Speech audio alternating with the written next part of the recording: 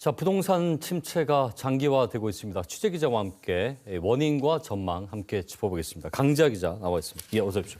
안녕하세요. 자, 서울과 부산 아파트 가격 등락이 이렇게 차이가 나는데 일단은 우선 그 공급량에 대한 차이가 한 몫을 하는 걸로 보여요.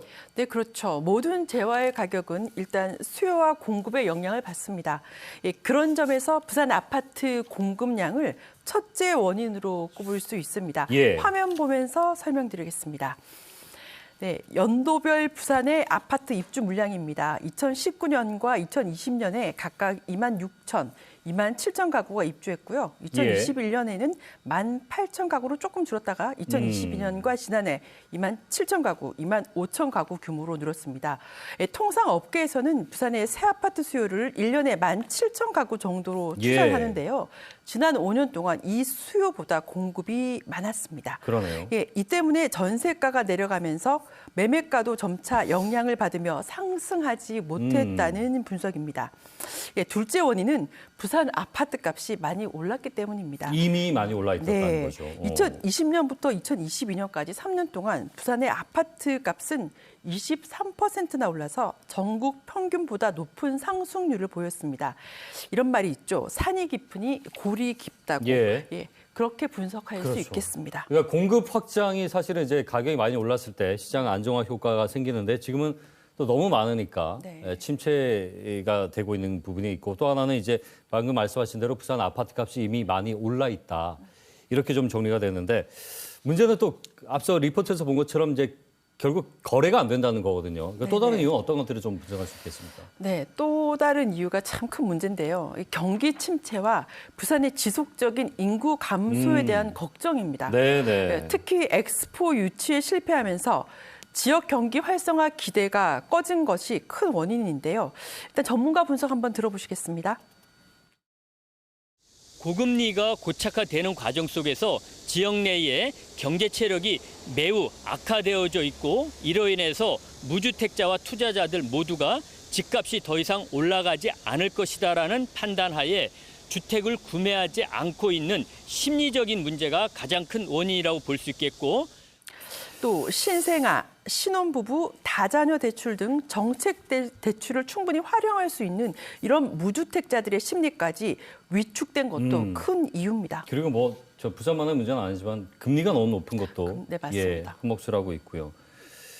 자, 인구 유출, 그러니까 결국은 수요가 낮아지면 가격은 떨어질 수밖에 없는데 이것도 이제 하나의 이제 공급 확장과 함께 가격을 떨어뜨리는 이유가 되고 있는 것이고 문제는 이게 장기적으로 또 구조적인 문제로 봐지는데 정부가 부동산 대책을 8일에 발표를 했어요.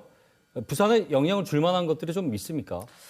영향을 줄 만한 것이 있는데 악영향이 좀 있을 것 같습니다. 네네. 왜냐하면 지난 8일 나온 대책은 서울과 수도권의 부동산 가격 상승을 막기 위한 것이 대부분이었습니다. 그런데 정부가 서울 지역 빌라를 무제한 매입하겠다는 대책은 지역 부동산에 오히려 충격을 줄 수 있다는 분석입니다. 전문가 의견 들어보시겠습니다. 이런 부분은 시장의 유동성을 직접적으로 이제 유동성을 제공을 하는 부분이기 때문에 다시 집값을 자극을 할 가능성이 상당히 높다라고 하는 점입니다. 네, 비아파트 매입 정책을 오히려 부산 같은 지방에 적용해야 침체된 부동산 경기를 회복하는 데 도움이 된다는 건데요. 또 늘고 있는 미분양을 막을 대책도 필요합니다. 근데 무엇보다 근본적으로 산업은행 본사 이전 등을 통해 양질의 일자리 창출이 가장 필요합니다. 그러니까 사람이 모일 수 있는 동력을 만들어야 된다는 거죠. 근데 지금 상황에서 이 고분양가 물량을 갖다가 원활하게 해소시킬 만한 그런 시장 분위기는 아니라고 봅니다. 그래서 일부 이제 그런 분양 물량 자체가 적체가 되면서 제 개인적으로는 정부가 좀 대책을 내놓겠죠. 그 대책이 나오면서 약간의 분위기 반등이 일어날 건데 그걸 이제 지속시킬 수 있느냐 없느냐 같은 경우에는 우리 부산시만의 엑스포를 유치한다든지 아니면 전반적인 일자리를 창출하기 위해 가지고 좀 혁신적인 제도가 나와야 되는데. 전문가들은 지난 집값 폭등은 초저금리와 코로나19 극복을 위한 유동성 공급이 원인이 된 매우 이례적인 것이었던 만큼 앞으로 그런 큰 수익을 바라는 공격적인 부동산 투자는 금물이라고 강조하고 있습니다. 아마 이 부분은 정부도 우리 시민들도 지난 2020년 초반대에 있었던 가격 상승과 급락에 대한 부분에 학습 효과가 있을 것 같긴 합니다. 네. 예. 근데 무엇보다는 계속 연관 산업에 영향을 주니까 침체가 문제긴 하네요. 예. 네. 말씀 여기까지 듣겠습니다. 고맙습니다.